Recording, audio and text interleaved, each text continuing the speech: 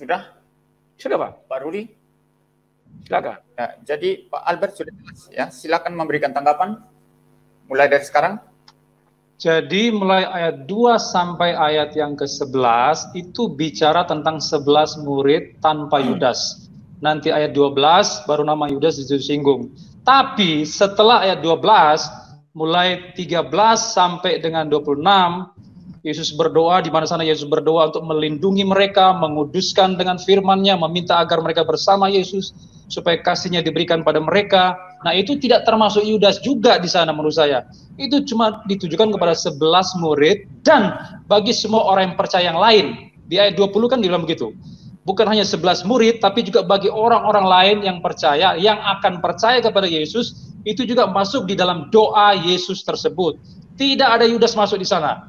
Mulai dari ayat 13 sampai 26. Jadi Yudas hanya dibicarakan di ayat yang ke-12. Ya, anak kebinasaan itu, orang yang sudah mengangkat tumitnya di depan Yesus, dia itu binasa, masuk di dalam neraka. Nah, Bapak belum jawab kata apoleia yang sudah saya jelaskan tadi. Tidak ada satupun, kalau saya melihat dari 18 kali kemunculan kata tersebut di perjanjian baru, itu menunjuk pada kematian jasmani. Tidak ada itu. Bapak menggunakan Roma pasal berapa tadi itu? Itu beda itu. Itu bukan, ya itu bukan kata Yunani yang saya maksud. Itu berbeda lagi itu. Tapi yang saya maksud ini dari 18 kali kemunculan, ya misalnya tadi itu. Misalnya dalam 2 Petrus 2 ayat 1, Matius 28 ayat 6, Markus 14 ayat 4, Kisah 8 ayat 20, 2 Tesalonika 2 ayat 3, Wahyu 17 ayat 8, dan seterusnya. Di situ muncul kata apoleia tersebut, Pak. Coba Bapak jawab itu, Pak. Oke. Sudah? Sudah. Ya, Pak Rudi sudah jelas ya. Pak Rudi sudah jelas ya. Saya hitung dari sekarang ya. Oke.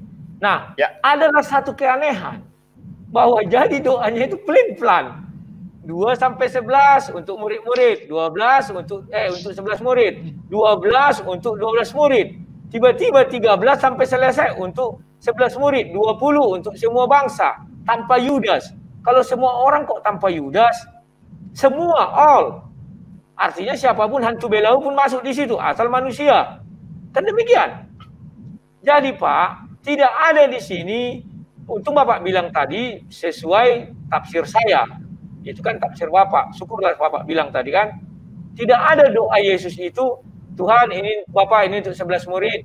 Setelah itu, ini untuk 12 murid loh Bapak. Oh ini habis itu untuk 11 murid. Tidak ada itu Pak. Kalau 12, 12. Kalau 11, 11. Tidak ada namanya pelin-pelan dalam firman Tuhan.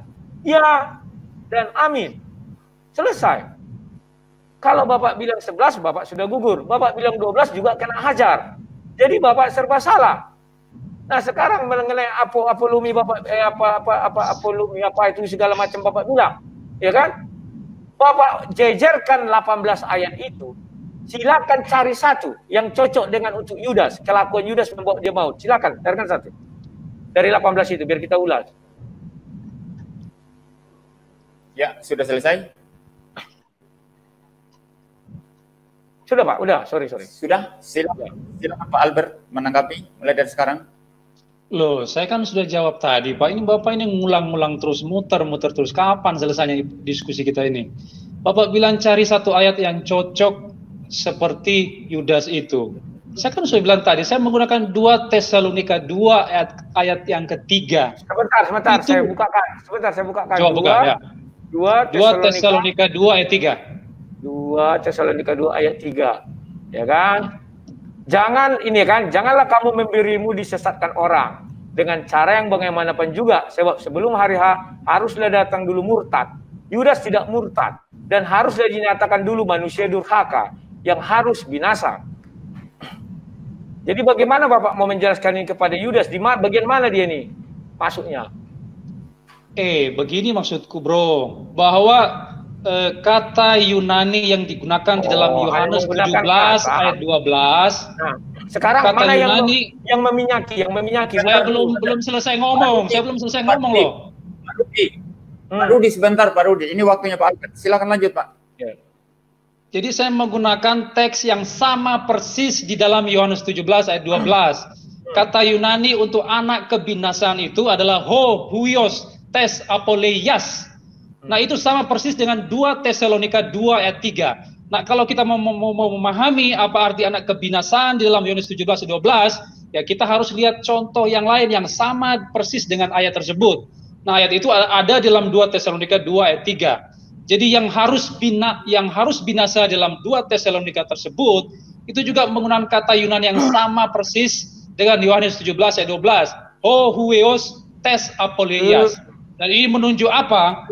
Seperti saya sudah katakan tadi, bahwa ini bicara tentang antikristus ya.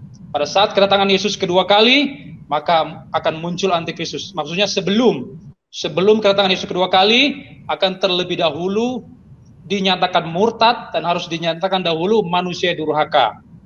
Jadi akan ada manusia durhaka di sana dan dia disebut sebagai anak kehancuran atau anak kebinasaan. Sama persis dengan istilah dalam Yohanes 17:12. Maksudnya apa? Saya kan sudah bilang tadi, ini saya ulang-ulang terus ini. Pak Rudi tidak menyimak dari awal itu. Maksudnya apa itu?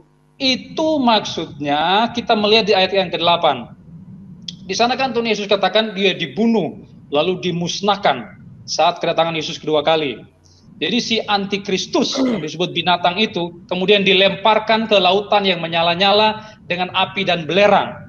Lalu dalam Wahyu 20 ayat 10, si antikristus itu, nabi palsu itu dilempar di dalam lautan api dan belerang. Lalu mereka disiksa siang malam sampai selama-lamanya. Apa mau diartikan apa itu? Kalau dia dilempar dalam lautan api dan belerang lalu disiksa siang dan malam, lalu apakah arti anak kehancuran atau anak kebinasaan itu berarti masuk surga? Waduh, ini ngawur sekali Bapak ini.